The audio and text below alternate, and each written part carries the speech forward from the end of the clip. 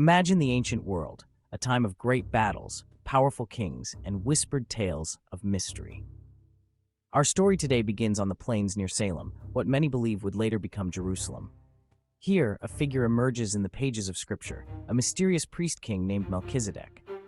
Though he appears only briefly, his impact resounds throughout the Bible, reaching across generations to the very heart of the New Testament. Melchizedek, with no recorded family, no history, no beginning or end, would reveal a shadow of someone greater to come, someone who would change the course of history. Our story takes us back to the book of Genesis, to a time when Abram, the father of Israel, is returning home from a great battle. His nephew Lot had been captured by foreign kings, and in a bold act of courage, Abram went to rescue him. With victory and the spoils of war in hand, Abram makes his way back. But then, something unusual happens. Abram is met by an unexpected visitor, a king named Melchizedek. Who is this man?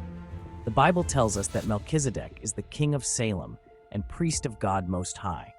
He comes from a place called Salem, a name that means peace, and his own name, Melchizedek, means king of righteousness.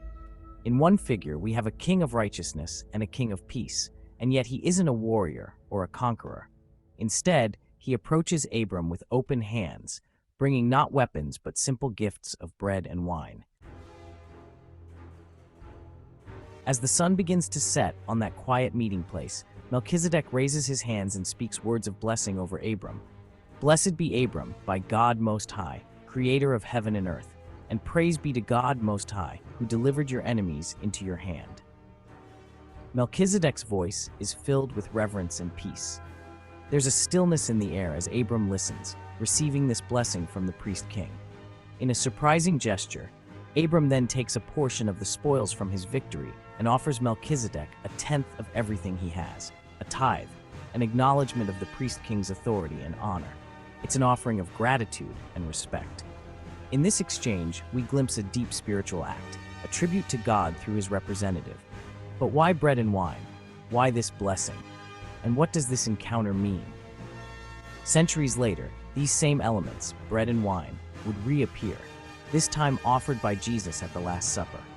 In that moment, Jesus breaks the bread and lifts the cup, telling his disciples, "This is my body, given for you.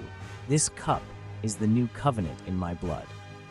Here in Genesis, Melchizedek's offering of bread and wine foreshadows this moment, pointing us forward to the ultimate covenant that Jesus would bring.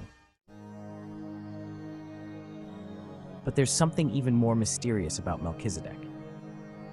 Unlike most figures in Scripture, Melchizedek has no recorded genealogy, no father, no mother, no lineage. He appears in Genesis almost like a figure outside of time, a priest of God Most High with no beginning or end. This is highly unusual.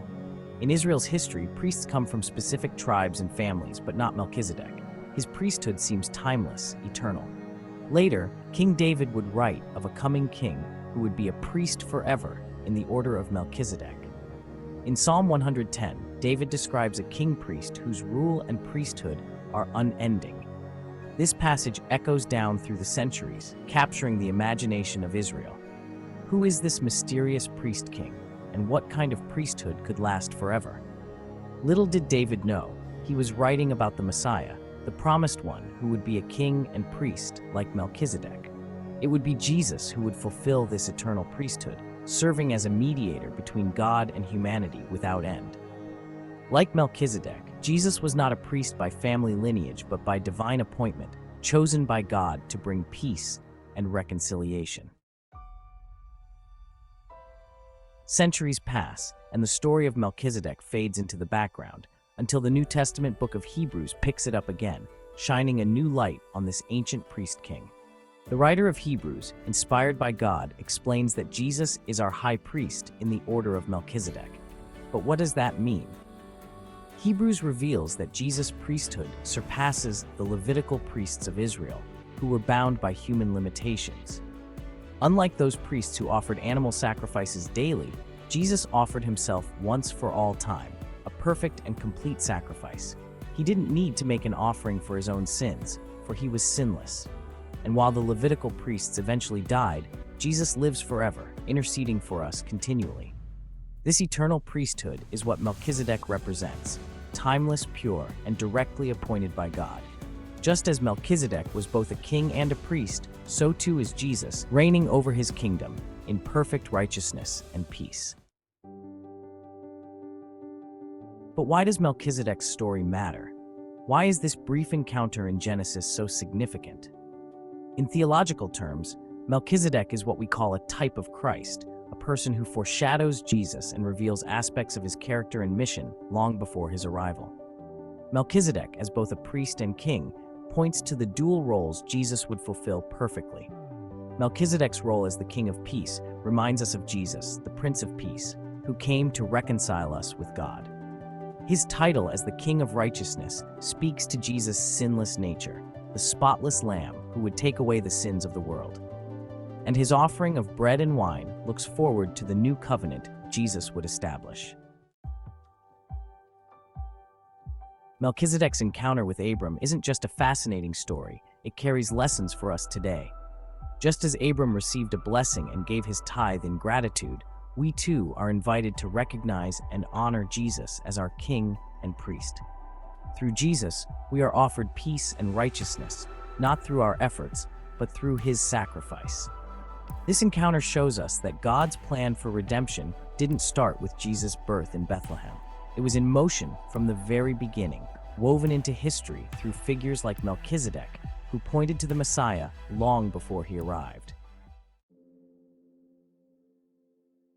Though his story is brief, Melchizedek's presence in the Bible serves as a powerful reminder of God's eternal purpose and Jesus' role as our priest and king.